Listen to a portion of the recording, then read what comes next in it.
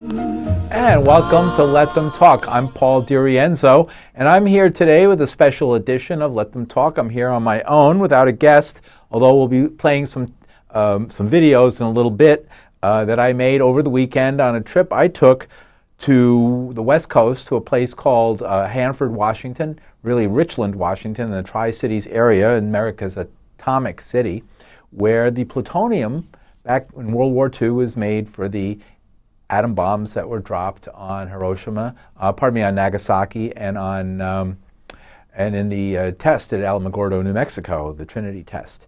And when I was there, I had the opportunity to take a guided tour and to actually enter upon the Hanford site, which is one of the world's most polluted radioactive sites. It's a site, a massive area of over 500 square miles, bigger than New York City, desert area, in which at its height, 9 nuclear reactors pumped out plutonium that was used in the American defense establishment from World War II through the Cold War into the 1980s. And the last reactor was not turned off until about 1986 after the Chernobyl accident, because the designs of these reactors were often were actually based on the same design as Chernobyl. And when the Chernobyl meltdown happened and released a huge amount of radiation into the countryside in the Ukraine, the American system was taken down and never restarted. After the fall of the Soviet Union, there was signed what they call the Test Ban Treaty. There had been a limited Test Ban Treaty banning testing above ground. After 1989, 1993, really, the ban was extended to underground tests, and there has, as far as we know, not been a nuclear test by either Russia or the United States since that time. However, the cleanup continues apace. There are 170, I believe, tanks, double and single shell tanks holding high level nuclear waste from the bomb-making period at Hanford, and they contain 55 million gallons of high-level waste, and they're having all kinds of problems in dealing with that. And here is where I was. As you can see, this is the 70th anniversary of the Manhattan Project. The Manhattan Project was the no-holds-barred, all stops, pull all the stops attempt to build the atom bomb by the United States. And within a couple of years, they did this tremendous engineering and construction project in order to produce the plutonium, just several pounds of plutonium out of untold tons of uranium ore, producing this massive amount of waste. This is the reactor where I visited. This is the only one that's open to the public. It's been turned into a museum by the Department of Energy.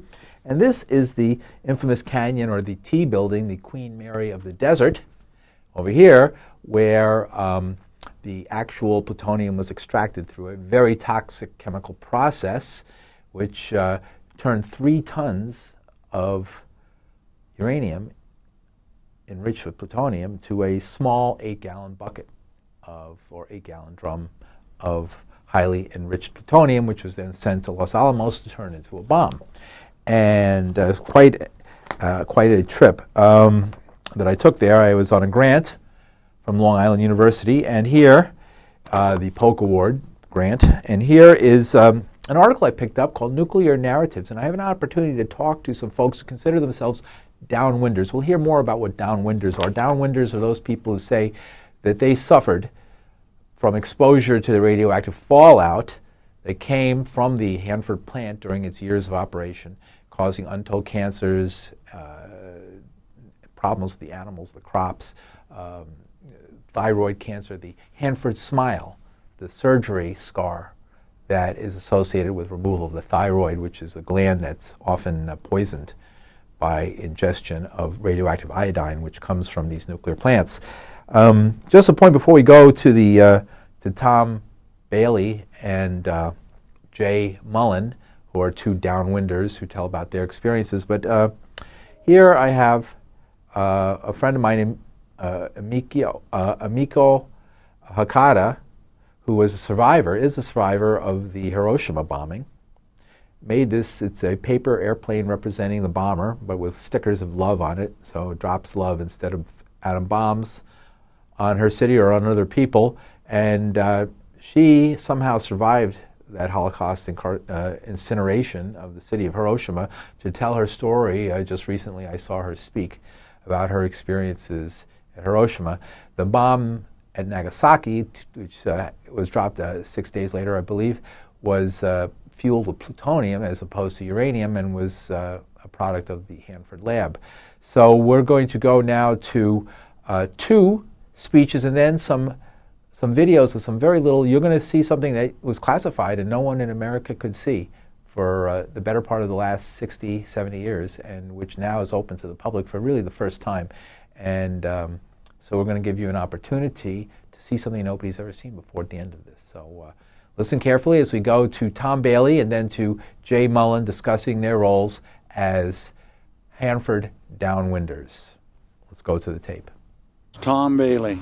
And Tom, where are we sitting right now? We're sitting on the edge of the Columbia River in Richland, Washington. And tell me, you are a downwinder. What is a downwinder? A downwinder is the terminology that the scientists assign to the population that lives around and downstream of Hanford. They assigned that name to us as far back as the 1940s. I can find it in the documents. They always refer to the downwinders as a low-use segment of the population. Do you think that's an accurate term to use for people? I don't particularly think so. I think I was worth a little bit more than that.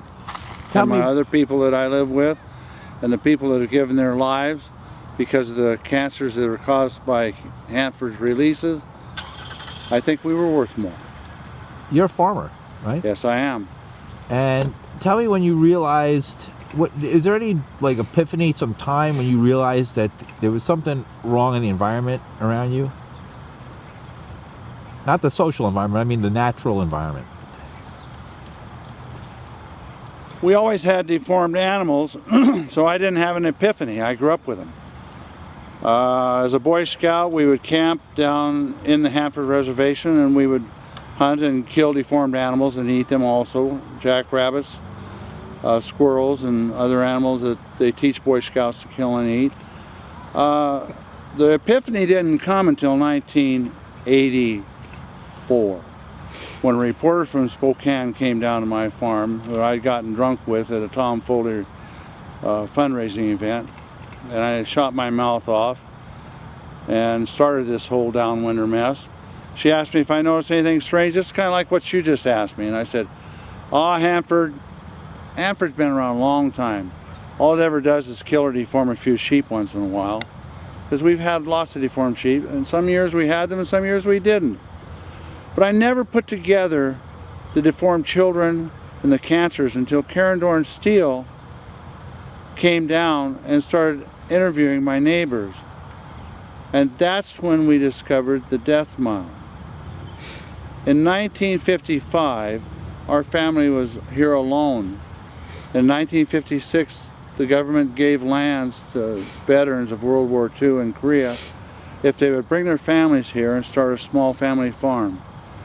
They had to raise their own vegetables, they had to have a milk cow, and it was the American dream to have your own small family farm funded by the Farmers Home Administration. Now, those people were related to us, and our family has a long history of cancers and deaths and birth defects, as well as the neighbors that lived here, and they were all European people like Kleinbaughs, Bauermeisters. They lived in towns by the name of Sprague and Richville. But when this new group of people came in, they were from all over the United States, and none of them knew how to farm. They were horrible farmers, but they all had lots of young children to raise. And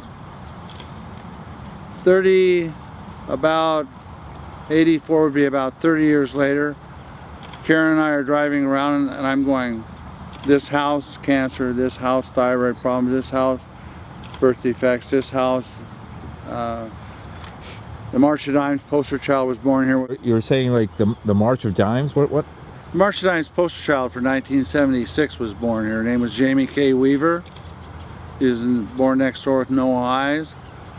And it's nothing, it's like my children are adopted. The fertility rate here is horrible in the downwind area. A lot of the women have trouble carrying babies full term. It's not uncommon to see 6, 7, 8 miscarriages back in the 50s and 60s.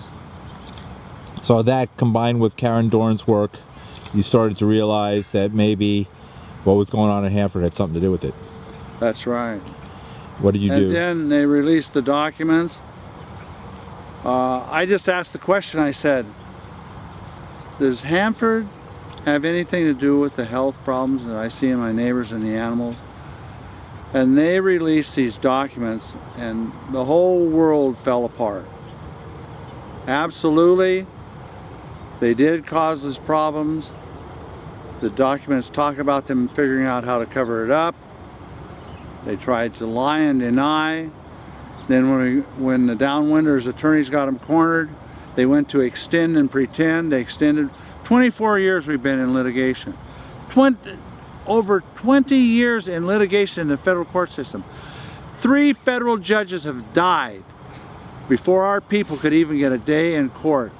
They have delayed and delayed and delayed, and the Downwinders are dying, and the Downwinders attorneys are all almost dead.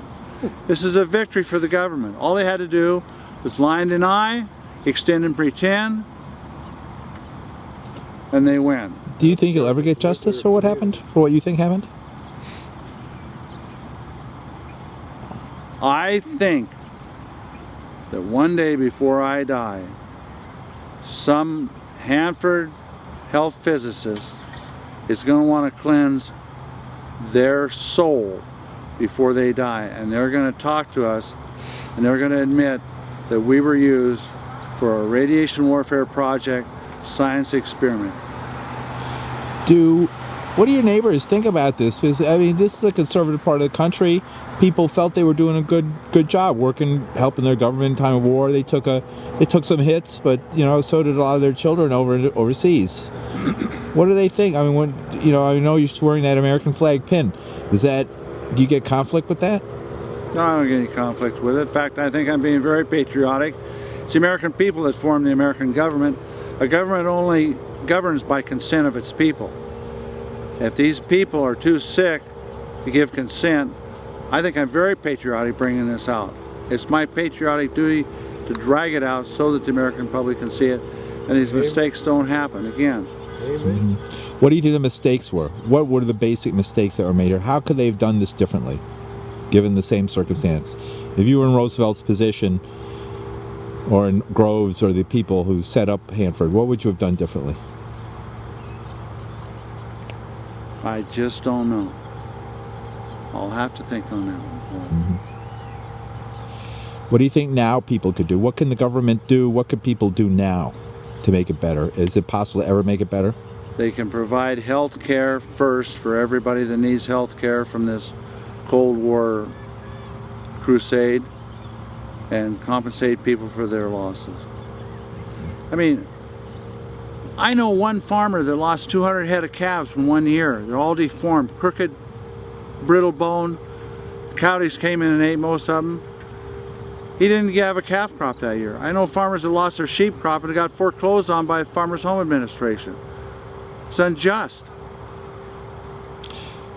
I'm going to go off a little bit, but you know, you're getting involved in the medical marijuana thing. Do you think that if marijuana was medicalized, that might be something that might be helpful to people who are suffering? Medical marijuana, the Downwinders with their cancer have known for a long time. They're farmers. The ones that are really sick have grown a plant for years illegally. And the medical marijuana appears to help with the radiation treatments and the cancer. I'm not a doctor. I'm not a scientist. I'm a storyteller. That's a story. Mm-hmm. Anything you'd like to add? To tell people in New York, anywhere, about what down here and what they should be aware of when dealing with their government?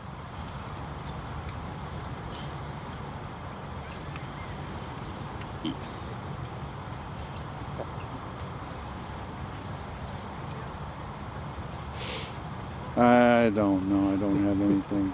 It's just too overwhelming. I don't want to get started. Mm-hmm. It's a never-ending story, right?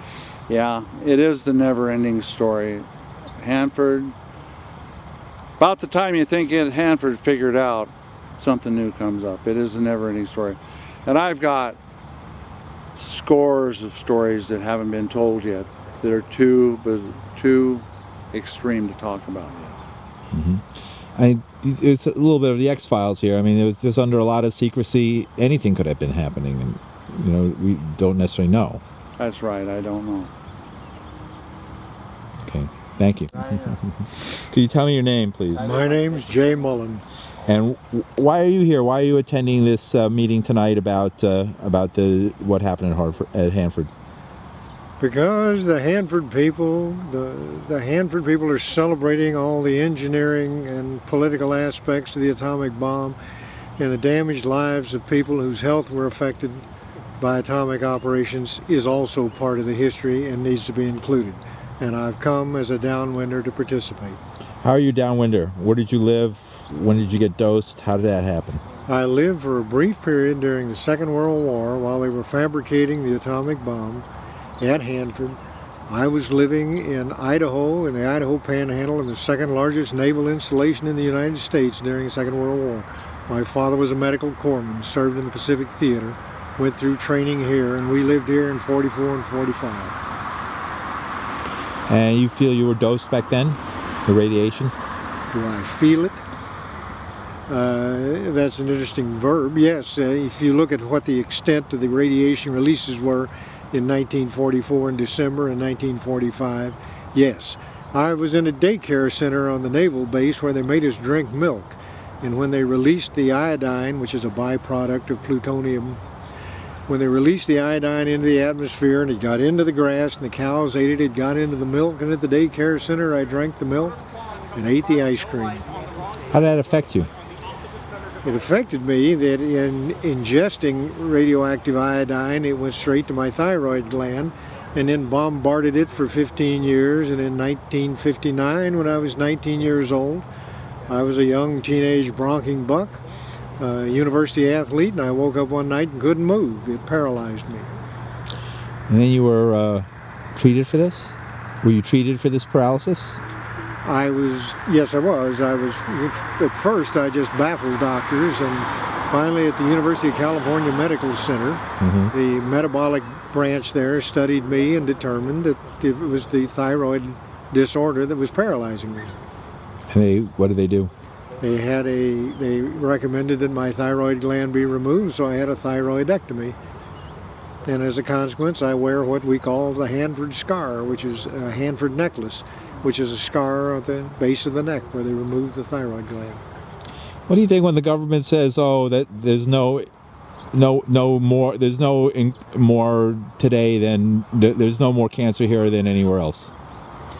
Well, I'm reminded of the Center for Disease Control, which did a study of lead in the water of Washington, D.C., and they declared, oh, there's no lead in the Washington, D.C. area, and then they found out that actually the scientists covered up water in Washington, D.C., and there's a good reason, if you are an investor in the nuclear community, to cover up the pernicious effects of radiation, because there's profits in nuclear operations. And so when they say, oh no, it doesn't happen, I would submit that, yeah, it did happen. Enjoy. What I'm saying in effect is there are strong balance sheet reasons to continue the nuclear community, and therefore there's a reason to discount the possible adverse effects of radiation. You speak from knowledge. I mean, you were in the government, right? I was in the government, but I was in the government clandestinely. I was an undercover agent for the Central Intelligence Agency in Africa in the 1970s. How does that understanding of the government behind the scenes sort of inform the way you feel about how things are handled? Well, I understand very well that the government covers up things that might in fact be embarrassing to the government. And what could be more embarrassing to the government than the fact that they hazarded their own people by virtue of their operations in the atomic community? What would you like to see come from this, your activism and involvement? I got started in this whole thing because I thought the horrors that I suffered being paralyzed and being a radiation victim could be studied and avoided for other people. And so when I went to the government and said, here I am, let's use me as part of the education process for the rest of the public, I found out the government didn't want the rest of the public to know this. And so in effect, I've been a sort of a free market advocate of information. Mm-hmm. What would you like to see come of this? I would hope that the American public becomes more aware of the effects that radiation can have on the public's health. Mm-hmm. Anything you'd like to add? Excuse me? Anything you'd like to add? No. Okay. I mean, as Tom said, I'm a storyteller and I could talk forever. That's all right. Any point that I might have missed that you think might be, important for people to know? The thing I find most distressing is the dissembling and the meretricious arguments and the contempt that the government and its contractors have had for the people who they've in fact affected. One of the interesting things that I think happened, you asked Tom this, and I would have said that a professor at the University of Maryland in Baltimore determined that the reason they did all this releasing of radioactivity in World War II was because they were afraid that the war might end before they could use the bomb, and then there would be a sort of political scandal because they'd say, where did all these millions, if not billions, go down a rat hole during the war? And so it would have been politically embarrassing. Therefore, they needed to speed up the fabrication and drop the bomb in order to justify all that secret expenditure. The victims of all of that ended up being the American people, not to mention the Japanese who were bombed. It's like a political statement. Well, yes, the Truman Committee was looking during the war for waste and fraud within war contracting, and this could have looked like, unless they could produce the bomb before the war ended, like the biggest boondoggle in the history of the war. Thank you.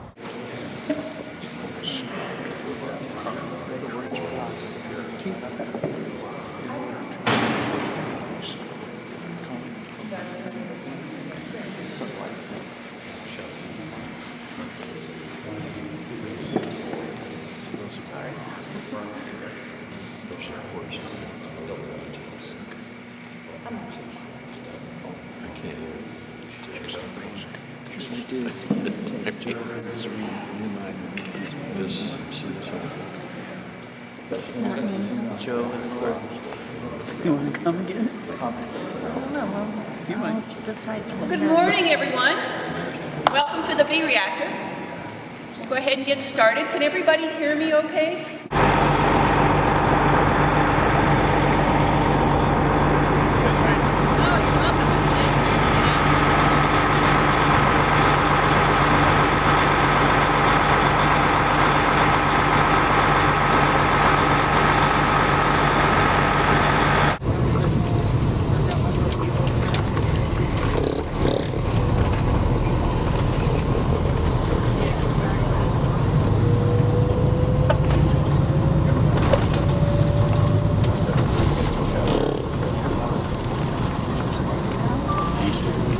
For turning or vitrifying the remaining liquid waste into glass and then encasing the glass and putting it away someplace in a much safer location.